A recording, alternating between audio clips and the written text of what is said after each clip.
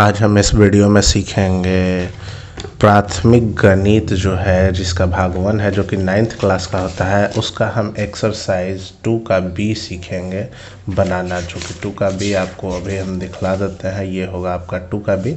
इसका जो सबसे पहला सवाल है वो जरा सा आप देख लें।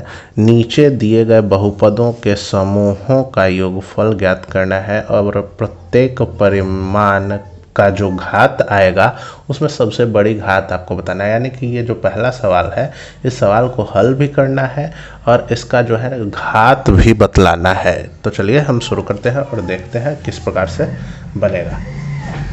यहाँ हमने सवाल ले रखा है आपके लिए, ये सवाल जरा सा ध्यान दें। उसके बाद देखें कि हमें दो व्यंजक दिए गए हैं, एक ये है और एक ये है। ठीक है, दोनों को हमको जोड़ना है। जैसे y के पावर 6 माइनस 3y के पावर 4 दोनों को जोड़ देंगे। ये एक व्यंजक हो गया। दूसरा व्यंजक है y के पावर 4 2y के पावर में 2 माइनस का 6 प्लस y का क्यूब। देखें, ठीक है। अब अंडर ब्रैकेट से हम इसको बाहर निकालेंगे, तो बाहर निकालने के दौरान y के पावर 6 माइनस 3y के पावर 4 प्लस y के पावर 4 अब प्लस 2y के पावर में 2 माइनस का 6 प्लस y क्यूब। ठीक है, अब जैसा कि आपको बतलाया गया है, ये जब कभी भी हम ऐसे सवालों को हल करते हैं तो सबसे पहले हमें ये ध्यान देना होता है कि इन्हें हमें बढ़ते क्रम में सजाना होता है। किस प्रकार से? तो देखिए, बढ़ते क्रम या घटते क्रम में सजा लेना होता है। ठीक है, किसी एक साइड में अरेंज करना होता है। तो घातों को घटते क्रम में सजाएंगे, जैसा कि हम अपने मेथड से सजाते हैं घातों को घटते क्रम में। ठीक है, एक एक करके सजा लेंगे। उसके बाद कहा जाता है कि एक जैसे घातों को एक साथ जोड़ने या घटाते हैं, जैसा कि यहाँ पर दिया गया है y के पावर 6 जो कि अकेले है उसे अकेले ही रहने देंगे। माइनस 3y के पावर 4 और y के पावर 4 को आपस में गणना करेंगे। जैसा कि यहाँ दिया हुआ है y के पावर 6 अकेले है तो उसको अकेले ही छोड़ देंगे, और 3y के पावर 4 माइनस का यहाँ दिया हुआ है और y के पावर 4 इसको आपस में गणना कर देंगे। उसके बाद y cube 2y square minus का 6 अकेले अकेले है तो बाकी को छोड़ देंगे।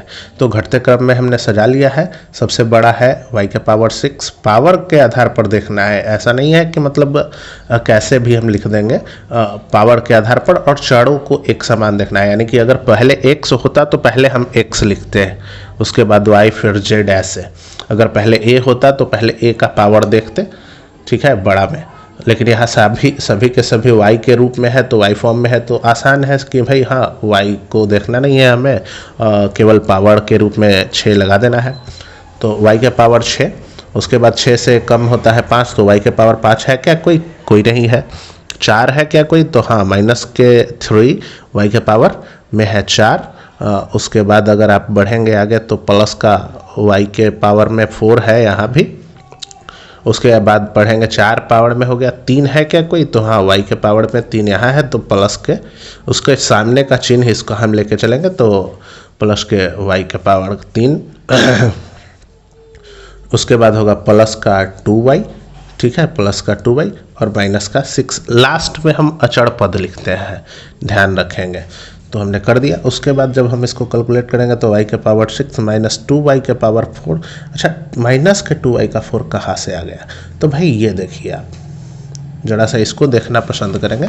इसके बारे में हमने यहाँ आपको बतला रखा है, जरा सा यहाँ पे ध्यान देंगे। माइनस 3y के पावर 4 प्लस के y के पावर 4, यही है आपका ना, दोनों के दोनों सेम टू सेम है।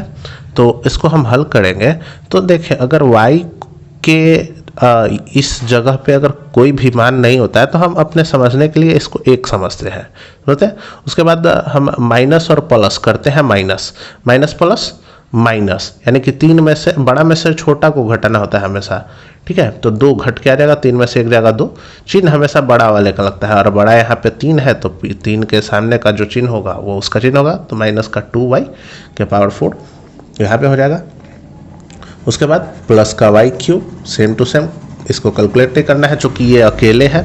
प्लस का 2y स्क्वायर, ये भी अकेले है तो 10 का 10 छोड़ देंगे, माइनस का 6। ठीक है, अब इसमें ये तो बन गया, ठीक है, ये आंसर हो जाएगा आपका। लेकिन दूसरी बात हमको कहना ये है कि इसमें आपसे घात पूछा है कि ये भाई घात 6 कैसे आ गया। तो कहा जाता है कि जो सबसे बड़ा घात वाला पद होता है वही उस पूरे व्यंजक का घात माना जाता है। इस पूरे व्यंजक का घात कौन माना जाएगा? सबसे बड़ा घात वाला। तो सबसे बड़ा घात क्या है? ये 6, और यही आपका घात माना जाएगा। आपका आंसर हो गया, बन भी गया सारा। चलिए अब दूसरे सवाल पर चलते हैं। दूसरा सवाल इसी टाइप का था, और जो दूसरा सवाल था आपका वो देख लीजिए कि ये है। दूसरा सवाल आपका यहाँ है, ठीक है। क्या है भाई? 4 - 2u स्क्वायर, और दूसरा है -u square plus 4u plus 3, और तीसरा है 3u स्क्वायर - 3u प्लस का 6। योगफल ज्ञात करना है, यानी कि जोड़ना है, और परिणाम का घात निकालना है। तो चलिए अब हम बनाते हैं इसको।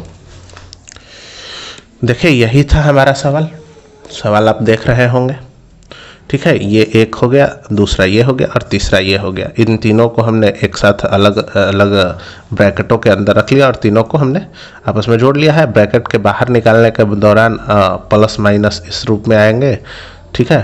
देखें 4 माइनस का 2u स्क्वायर प्लस माइनस का 4u का स्क्वायर प्लस 4u, सॉरी ये u का स्क्वायर है, प्लस 4u प्लस 3 प्लस का 3u स्क्वायर माइनस का 3u प्लस का 6। तो यहाँ पे देखें आप प्लस और माइनस एक साथ जुड़ रहे हैं, तो प्लस माइनस क्या हो जाएगा? माइनस, तो माइनस का u स्क्वायर हो जाएगा।